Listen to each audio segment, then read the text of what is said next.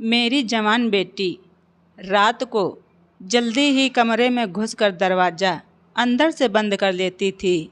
बेटी से पूछती तो वो कुछ न बताती। फिर एक दिन मैं अपनी बेटी के कमरे में छुप गई। रात को जब उसने अंदर से लॉक लगाकर अपने कपड़े उतारे तो मेरे कदमों तले ज़मीन ही सरक गई।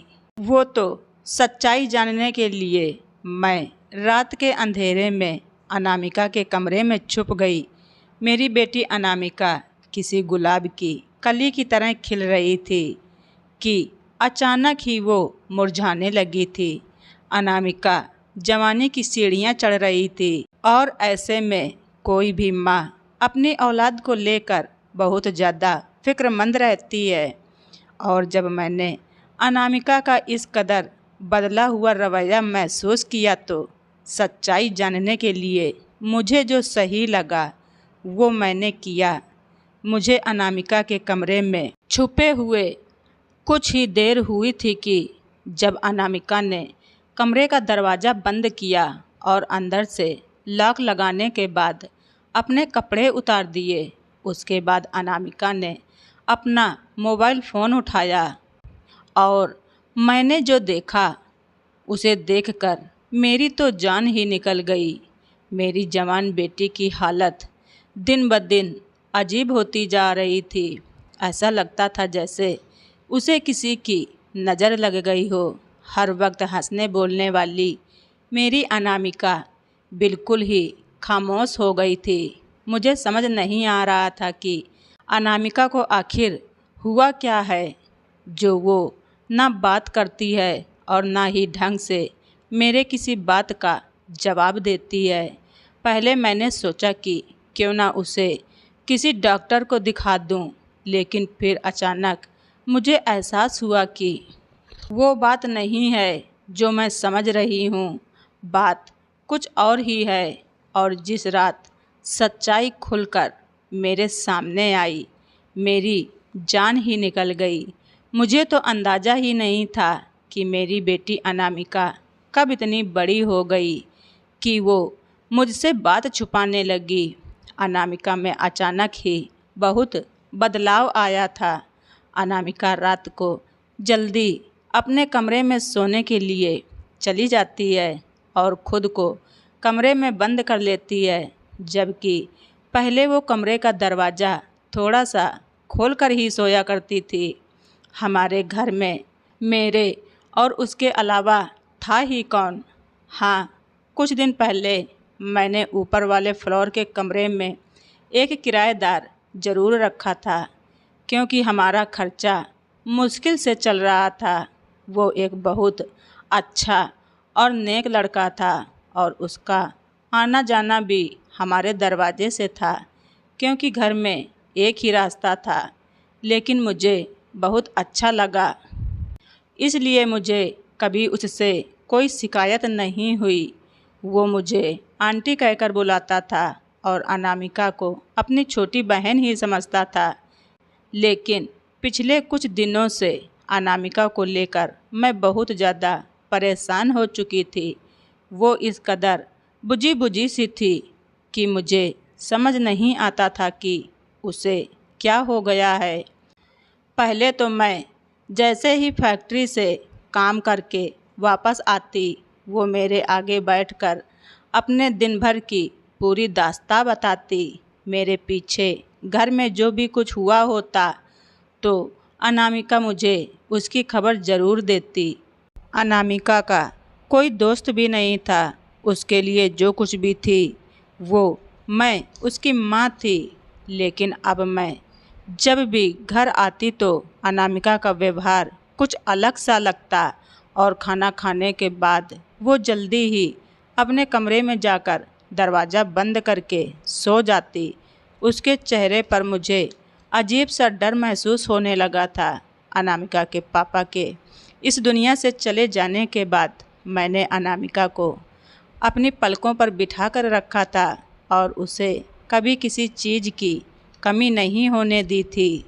मैंने उसकी हर इच्छा को उसके मुंह से निकलते ही पूरा किया था। अनामिका के पापा मरने से पहले घर मेरे नाम कर गए थे, जिसमें नीचे 3 कमरे और किचन बाथरूम था, जबकि ऊपर वाले फ्लोर पर एक कमरा बना हुआ था। और अब मैंने पहली बार उस कमरे को किराए पर उठाया था। जिस लड़के को मैंने किराए पर रखा था वो किसी दूसरे शहर से यहाँ नौकरी करने की वजह से आया था और वो सुबह होते ही मेरे साथ ही घर से निकल जाता था और अनामिका सारा दिन घर में अकेले ही रहती थी। उसने पढ़ाई जल्द ही छोड़ दी थी। उसे पढ़ाई में ज़्यादा दिलचस्पी नहीं थी और उसके जिम्मे घर के काम काज भी थे, क्योंकि मैं तो अनामिका के पापा की मौत के बाद से ही एक फैक्ट्री में नौकरी कर ली थी। उस लड़के को किराए पर रखते वक्त मुझे इस बात की तसल्ली थी कि वो मेरे साथ ही नौकरी के लिए निकल जाता था और शाम को ही वापस आता था। लेकिन अब फैक्ट्री के छुट्टी के बाद मैं जब घर आती तो कभी कभी वो मुझसे पहले ही आ जाया करता था। उसका नाम अनमोल था। उसे देखकर मुझे यकीन था कि वो किसी अच्छे घर से है, इसलिए मैंने भी उसे अपने घर में रख लिया था, क्योंकि मुझे पैसों की ज़रूरत थी। अनामिका बड़ी हो रही थी। वो 16 साल की उम्र में ही बहुत बड़ी लगने लगी थी, इसलिए मैं जल्द ही उसकी शादी करना चाहती थी। उसके पापा के मरने के बाद मैंने अकेले ही घर और उसकी जिम्मेदारी उठाई थी और उसे किसी सौतेले बाप के साए में पलने नहीं दिया था। लेकिन पहली ही नज़र में हम किसी के बारे में ये बात तो नहीं जान सकते। शायद मुझे भी अनमोल को जानने में कोई गलती हो गई थी। कभी कभी जो जैसा दिखाई देता है वो वैसा होता नहीं है और अब मुझे रह रह कर ये एहसास हो रहा था। फैक्ट्री से जो पेमेंट मुझे मिलती उसमें मैं घर का खर्चा चलाती। वो पैसे महीने भर में ख़त्म हो जाते थे। अनामिका की शादी के लिए मुझे और पैसों की ज़रूरत थी और इसलिए मैंने अनमोल को एक अच्छे पैसे पर ऊपर वाला कमरा दिया था, ताकि मैं जल्द से जल्द अनामिका की शादी के लिए पैसे जोड़ सकूं। अभी कोई अच्छा सा रिश्ता देखकर उसकी शादी की जिम्मेदारी से फ्री हो जाऊं। लेकिन अनामिका की पीली पड़ती रंगत और चेहरे के खौफ ने मुझे अजीब सी बेचैनी में डाल दिया था। मैंने कई दफ़ा अनामिका से पूछा कि कोई तकलीफ़ है तो बताओ, लेकिन अनामिका ने कोई जवाब नहीं दिया और चुप बनी रही। मेरी बेटी थी, जिसे अगर धक्का भी लगता तो वो घंटों मेरे आगे रोती, क्योंकि मैंने उसे बहुत लाड प्यार से पाला था। लेकिन अचानक ही उसमें इतना ज़्यादा बदलाव कहाँ से आया कि मैं खुद परेशान हो गई थी। अनामिका मुझसे कोई बहुत बड़ी बात छुपा रही थी और वो बात जानने के लिए आज मैंने अपनी फैक्ट्री से छुट्टी भी ले रखी थी। अभी मैं हॉल में बैठकर सोच ही रही थी कि मैं किस तरह से अनामिका से मालूम करूं। तभी मैंने अनमोल को घर में दाखिल होते देखा। उसके चेहरे पर मुस्कुराहट फैली हुई थी। आते ही उसने मुझे देखा और फिर अनामिका की तरफ देखा। उसे दिन में घर पर देखकर मैं हैरान हुई, क्योंकि उसकी छुट्टी तो शाम को होती थी और अभी तो दिन के 1 बजे थे। और ये सोचकर मुझे परेशानी हुई कि क्या वो अक्सर ऐसे ही दिन में लौट आया करता था।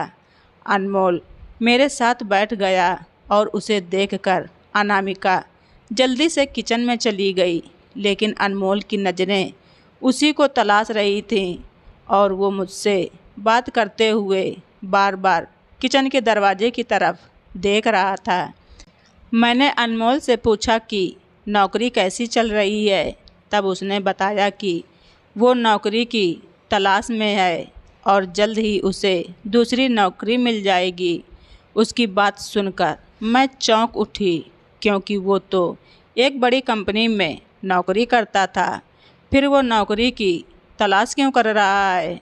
वो कहने लगा कि आंटी 10 दिन पहले ही मेरी नौकरी छूट गई थी। वो बता रहा था कि वो रोज़ ही नौकरी की तलाश में घर से बाहर जाता है, लेकिन आज के दौर में नौकरी मिलना इतना आसान नहीं है। और बहुत कुछ वो कह रहा था, लेकिन मेरा दिमाग एक ही बात पर अटका हुआ था कि पिछले 10 दिनों से वो घर में ही मौजूद रहता था और अनामिका ने इस बात का जिक्र तक नहीं किया। मेरे दिल में अजीब अजीब ख्याल आने लगे। अनामिका की रोज़ का रोज़ बिगड़ती हुई हालत और अनमोल की नज़रें मुझे किसी अनहोनी का अंदेशा दे रही थी। और जो कुछ मेरे दिमाग में चल रहा था मैं वो बयान नहीं कर सकती थी। दोपहर के खाने के बाद मैंने बातों बातों में अनामिका से अनमोल के बारे में सवाल किया तो वो चौंक कर मुझे देखने लगी। उसके बाद वो केवल हाँ हूँ में जवाब देते हुए खाना खाकर उठ गई। मैंने अनामिका को आवाज़ देकर कहा कि आज तो तुम्हारी पसंद का खाना बना है, फिर क्यों इतना कम खाकर उठ गई हो? अनामिका पलट के मेरी तरफ देखकर मुस्कुराई और कहने लगी, मम्मी आज गर्मी इतनी है कि कुछ खाने को दिल नहीं कर रहा है। अनामिका की ये बात मुझे बहुत परेशान कर गई, क्योंकि अनामिका को हमेशा से ही गर्मियाँ पसंद थी। सर्दी तो उससे बर्दाश्त नहीं होती थी। बहुत सारे कपड़े पहनने के बावजूद भी वो हमेशा कांपती रहती थी। पूरी सर्दी उसे लगातार खांसी आती रहती और वो बुखार से परेशान रहती थी। आज वही अनामिका गर्मी से परेशान थी। जब वो सोने के लिए अपने कमरे में जाने लगी तो मैंने कहा कि बेटी कमरे का दरवाज़ा खुला रख कर सोना, गर्मी बहुत है। वो कहने लगी, मम्मी मुझे बंद दरवाजे में ही नींद आती है। अगर मैं दरवाज़ा खोलकर सो जाती हूँ तो बार बार आँख खुलती है। मैंने एक गहरी नज़र अनामिका पर डाली, जो सर से पैर तक बदली हुई महसूस हो रही थी। अनामिका तो हमेशा से ही मेरे कमरे में सोने के बहाने ढूंढती थी, लेकिन मैंने खुद से कुछ समय पहले ही उसका कमरा अलग कर दिया था। मुझे उसकी फ़िक्र सताती थी कि एक ना एक दिन अनामिका को विदा होकर जाना है, और अगर वो मेरी इतने करीब रहेगी तो मेरे लिए उसे विदा करना बहुत मुश्किल होगा, क्योंकि इतनी बड़ी दुनिया में मेरा अनामिका के अलावा कोई और नहीं था। और उसके जाने के बाद मैं बिल्कुल अकेली हो जाती।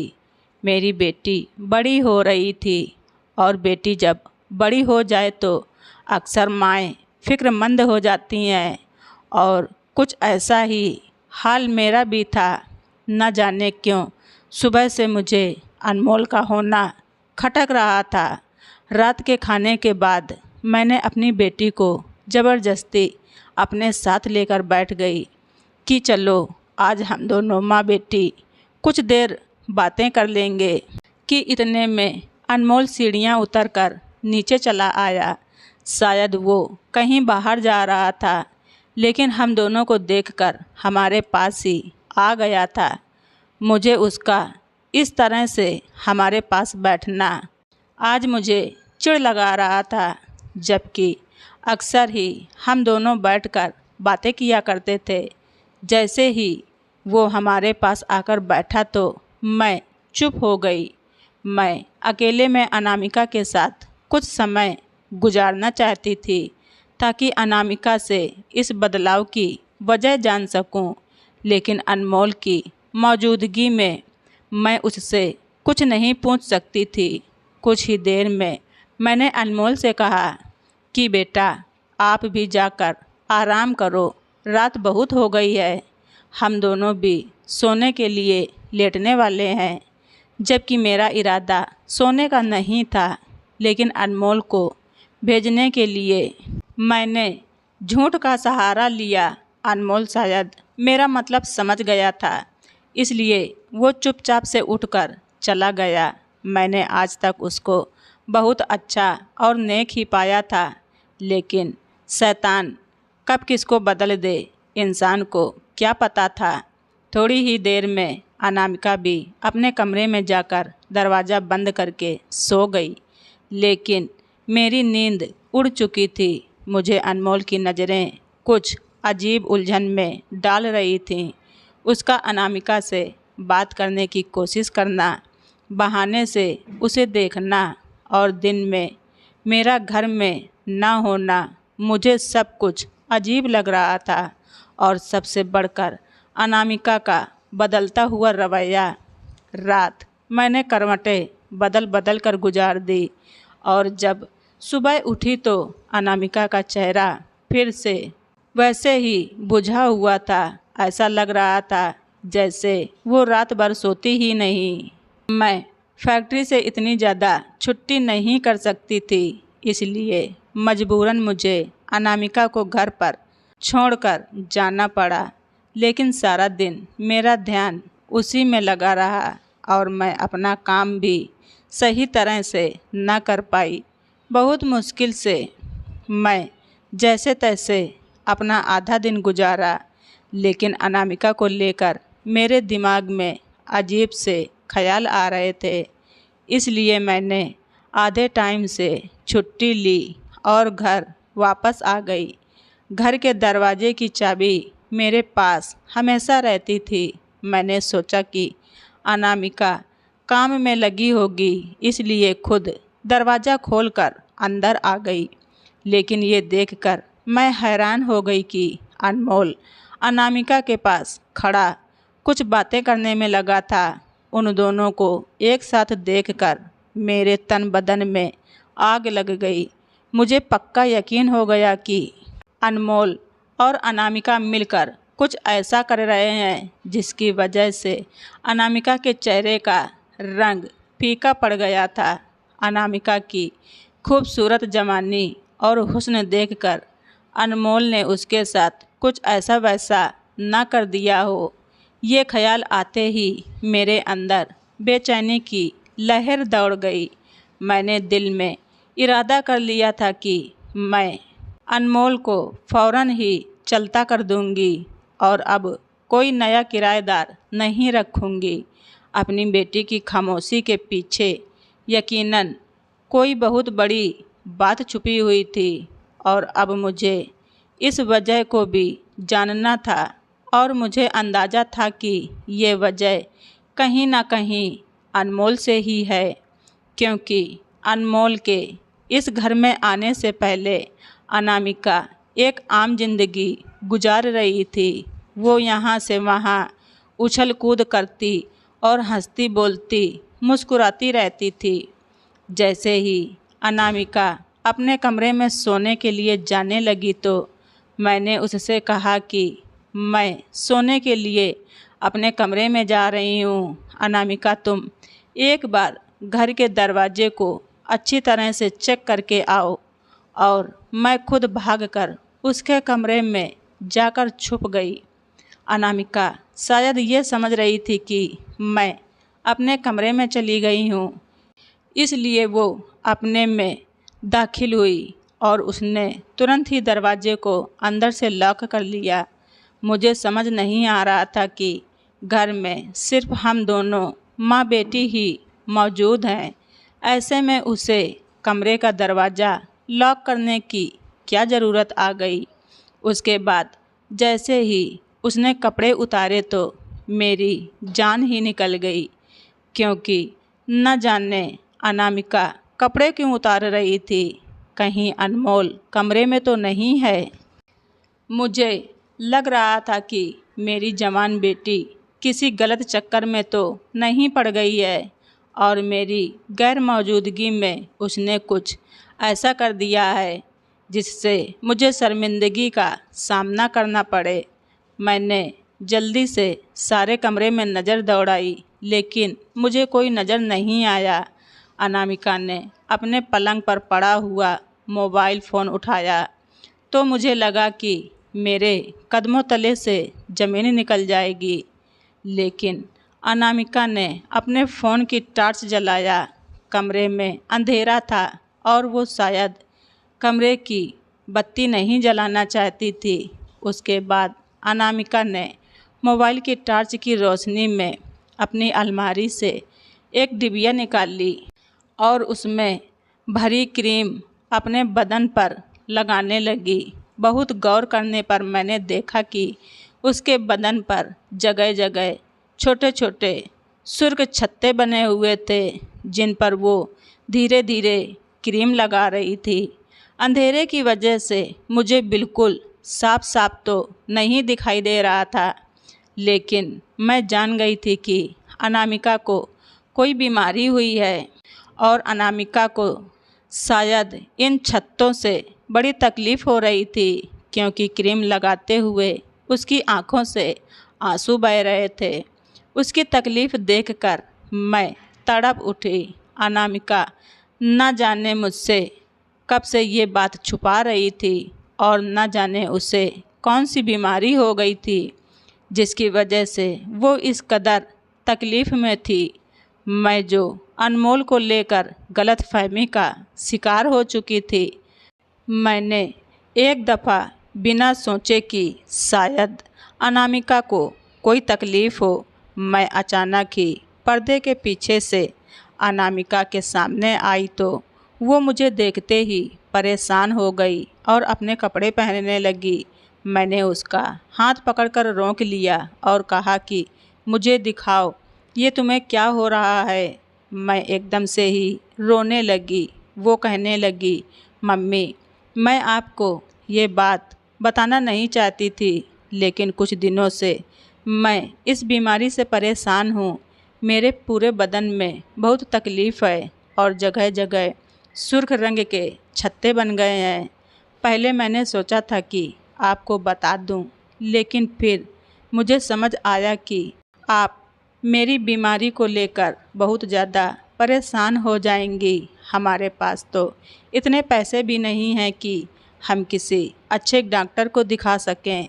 मैं आपको परेशान नहीं करना चाहती थी, इसलिए मैंने आपसे ये बात नहीं बताई। लेकिन एक दिन जब अनमोल भाई सीढ़ियों से नीचे उतर रहे थे तो उनकी नज़र मेरे हाथ पर पड़ी और देखते ही पूछने लगे कि अनामिका, ये क्या हो रहा है तुम्हें। तो मुझे मजबूरन उन्हें सब बताना पड़ा कि मुझे इस तरह की कोई बीमारी हो रही है, लेकिन मैंने ये बात मम्मी को नहीं बताई है। तो वो कहने लगे कि मेरी मम्मी को भी यही बीमारी हो जाती है और कोई ऐसी बड़ी बात नहीं है। मैं तुम्हें इसकी दवा लाकर दे देता हूँ। तुम्हें 1 महीने के अंदर ही आराम मिल जाएगा। आप सारा दिन फैक्ट्री में काम करती हैं और मैं ये नहीं चाहती थी कि आप मेरे ही बारे में सोचती रहें और परेशान रहें, इसलिए मैंने ये बात आपसे छुपाई थी। मैं सारी सारी रात सो नहीं पाती हूँ और तकलीफ़ से जागती रहती हूँ। पहले तो इससे ज़्यादा तकलीफ़ थी, लेकिन जब से मैंने अनमोल भाई का दिया हुआ मरहम लगाना शुरू कर दिया है, इस तकलीफ़ में थोड़ा आराम मिला है। मैं अनमोल को इस कदर गलत समझ रही थी। वो तो मेरी बेटी का मददगार निकला। मैंने अनामिका को डांट कर कहा कि आइंदा से मुझसे कोई बात नहीं छुपाना, क्योंकि पिछले 4-5 दिनों से मैं तुम्हें लेकर बहुत परेशान हो रही थी। वो कहने लगी, मम्मी, अब मैं बड़ी हो रही हूँ और मुझे एहसास है कि आपने मेरे लिए कितनी मुसीबत सही है। पापा के ना रहने के बाद आपने दूसरी शादी नहीं की, क्योंकि आप मुझे सौतेले बाप के साए में नहीं देखना चाहती थीं। मेरे खातिर आप हमेशा अपनी ख्वाहिशों को कुर्बान करती रहीं और अपनी ज़रूरतों को मार कर मेरी ख्वाहिशों को पूरा करती रहीं। मैं जानती हूँ कि आपने अनमोल भाई को भी इसीलिए किराए पर रखा है कि आप मेरी शादी के लिए पैसे जोड़ सकें, इसलिए मैं आपको ज़्यादा परेशान नहीं करना चाहती थी। अनामिका की बात सुनकर मैंने उसे गले से लगा लिया। मेरी बेटी को मेरी कितनी परवाह थी और मैं न जाने क्या क्या सोच रही थी। अगले दिन मैं अनामिका को लेकर एक डॉक्टर के पास गई तो उन्होंने अनमोल की दी हुई दवा को देखकर बताया कि अनामिका बहुत अच्छी दवा इस्तेमाल कर रही है और यकीनन वो बहुत जल्द ठीक हो जाएगी। डॉक्टर ने कुछ खाने पीने वाली चीज़ भी बताई जिसे अनामिका को खाना था। जब हम डॉक्टर के यहाँ से घर वापस पहुँचे तो अनमोल सीढ़ियाँ उतरकर कहीं बाहर जाने की तैयारी कर रहा था। मैंने उसे अपने पास बुलाया और उसको धन्यवाद दिया तो वो कहने लगा, आंटी ये तो मेरा फ़र्ज़ था। अनामिका मेरे लिए बिल्कुल मेरी छोटी बहन जैसी है और मैं उसे तकलीफ़ में नहीं देखना चाहता था, लेकिन अनामिका ने ये बात आपको बताने के लिए मना किया था। मैंने उससे पूछा कि अनमोल तुम कहाँ जा रहे हो तो वो कहने लगा कि आंटी मेरी एक बहुत अच्छी जगह नौकरी लग गई है और मैं मिठाई लेने जा रहा हूँ। ये सुन के मुझे बहुत खुशी हुई और मैंने पूरे दिल से अनमोल को नौकरी मिलने की बधाई दी। वो वाकई एक शरीफ और अच्छा लड़का था जिसने मेरी गैर मौजूदगी में मेरी बेटी के साथ भलाई की थी। वो अनामिका को वाकई में अपनी छोटी बहन की तरह ही मानता था और उसने भाई होने का फ़र्ज़ भी निभाया था। शायद इसीलिए उसकी तलाश का वक्त भी ख़त्म हो गया था और उसे एक अच्छी सी नौकरी मिल गई थी। अच्छे लोगों के साथ हमेशा अच्छा ही होता है। मैंने ऊपर वाले का लाख लाख शुक्रिया अदा किया कि मैंने अपनी बेटी या अनमोल के साथ कोई ऐसी बात नहीं की थी कि जिसकी वजह से मुझे उन दोनों के आगे शर्मिंदा होना पड़े। 1 महीने के बाद ही अनामिका की सारी तकलीफ़ और बीमारी दोनों ठीक हो गई और वो फिर से पहले की तरह घर में उछलती कूदती फिर रही थी और मैंने सुकून की सांस ली। दुनिया की हर माँ अपने बच्चों को हंसता मुस्कुराता देखकर ही जी लेती हैं। अनामिका को हंसता मुस्कुराता देख मुझे नई ज़िंदगी मिल गई थी। तो दोस्तों, आप सभी लोगों को हमारी ये स्टोरी कैसी लगी कमेंट बॉक्स में ज़रूर लिखें। चैनल पर नए हैं तो सब्सक्राइब करना ना भूलें। हमारी स्टोरी को ज़्यादा से ज़्यादा शेयर करें। धन्यवाद। रिचा वाइस।